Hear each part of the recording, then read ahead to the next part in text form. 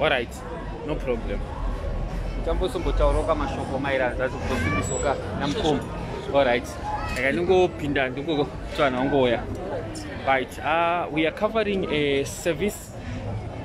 Yeah, the late Tatanzana akashaika. Ya Sis Tendai Masango.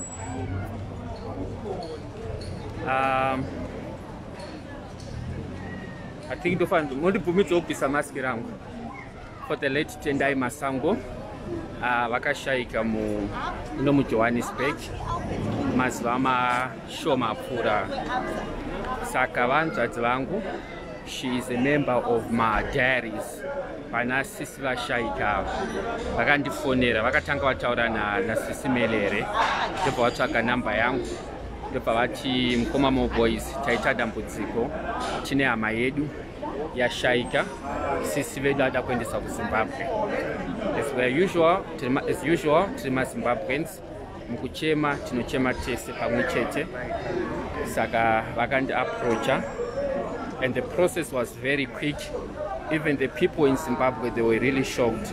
This body takai removed from Wednesday. Now Thursday, Friday, the body is going to go to Zimbabwe. Saka kubatsirana mukuchema matambudziko. Unfortunately, kuti nenyaya yeCovid hatisi kubvumidzwa kuita ma-services kuchapel kwedu, because the city of Johannesburg ichiri yakapa ma-restrictions ekuti ma-chapels ese they have to be closed. So we are just trying to assist my families kuti at least vanoonawo body yavo isati yaenda kuZimbabwe. Anditi saka ndichangopawo ma-family members few vane mashoko azhinji kana munhu ashaika vanodawo kuziva kuti munhu ashaika sei chichaitika. So we're going to give them the opportunity kuti munzwisiso kuti munhu akashaika sei, anga achirwara here, zvinofamba sei. As I'm mentioning to you guys, some of the family members vakafirwa, they are part of my diaries. Saka ndo vamwe vachona vanofollowa ma-programs avanoita. Even pavakatanga kuuya pandiri vachichema vakati mukoma mo boys, we are a family, tinoona basa ramunoita satokumbira kuti muita sei mutibatsirewo. As I mentioned to you earlier, guys, you don't make money kuburikidza nevanhu vanenge vachichema. My service is to assist people. If God wants to bless me nedzimwe nzira, anogona kundibatsirawo. So I'm just going to ask you, vanzvadzi uyai, okay, mira yenyu papa mungotaurawo. Ndimani, munhu akashaika ndiani wenyu, mufamba sei?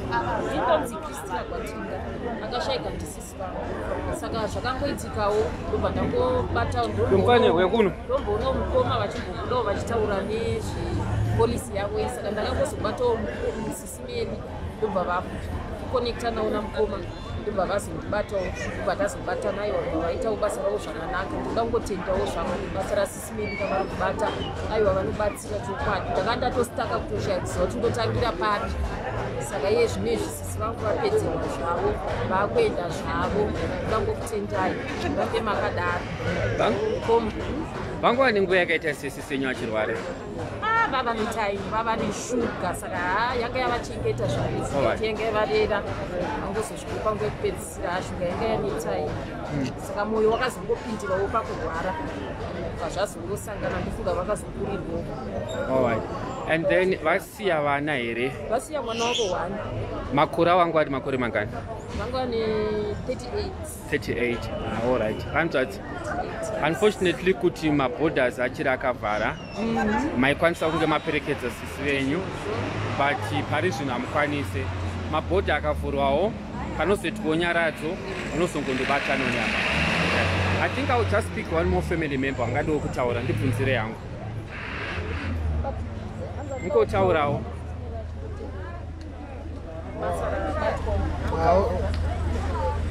Tinotenda Sis Melly nekuti takakuonawo paFacebook paprogram yenyu akatibatsira. Ndakati vatizvosvika tikwanise kuzivawo Mr. Munetsi.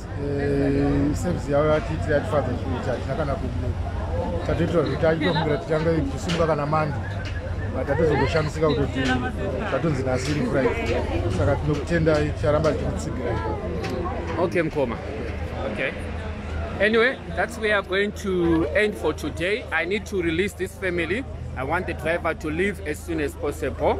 Tongowanamatirawo manzwa kuti mashaikira vakaita and driver achasimuka nawo achienda saka tongomunamatirawo manzwa kunzi kune mwana akashaika asiyiwa sorry tongowanamatirawo. But thank you very much for all my viewers. Sis Melly, thank you very much my brothers, sisters, everyone. Ngatingoramba takabatana semaZimbabweans. May the Lord richly bless you.